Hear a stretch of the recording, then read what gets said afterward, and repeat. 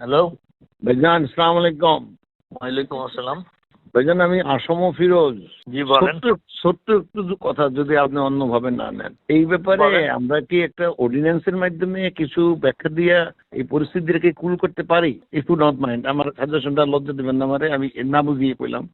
যেহেতু একটা অর্ডিন্যান্স, যেহেতু সেকশন নাই, রাষ্ট্রপতি দিয়ে যেহেতু একটা অর্ডিন্যান্সের মাধ্যমে ওরা কি চায় আর আমরা কি দিতে কেন পারি? পরিপত্র চেঞ্জ করতে কি অর্ডিন্যান্স লাগে না? সেটা বড় কথা না। ওরা যেহেতু পার্লামেন্টের না, কথা বলছে না, আমরা পার্লামেন্টে এখন সেশনে নাই, আমরা অর্ডিন্যান্সটা পার্লামেন্টে নেব, সেই সময় কোর্টে আছে, কোর্টে আছে।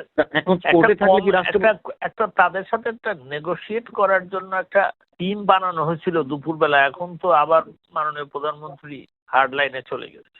আমরা তো একটা টিম বানায় দিয়ে আসছিলাম, আমিও দুপুরবেলা ওনার সাথে আলাপ টালাপ করে জি জি আমরা একটা টিম বানাইছিলাম।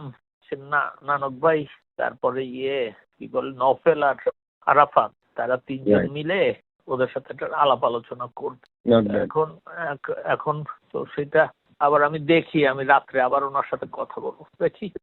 অর্ডিন্যান্সের যে কোনো সুযোগ থাকে আইনত, তাহলে আপনার অর্ডিন্যান্স এখন না, অর্ডিন্যান্স এখন না, তাইলে আর আপনারা থাকতে পারবেন না। অর্ডিন্যান্সটা মানে এটা রাষ্ট্রপতি এমার্জেন্সি অর্ডিন্যান্স দিতেই পারে যে কোনো মুহূর্তে। না, এই এখন আর এমার্জেন্সি অর্ডিন্যান্স দেওয়ার ইয়ে নাই। আচ্ছা দেখা যাক।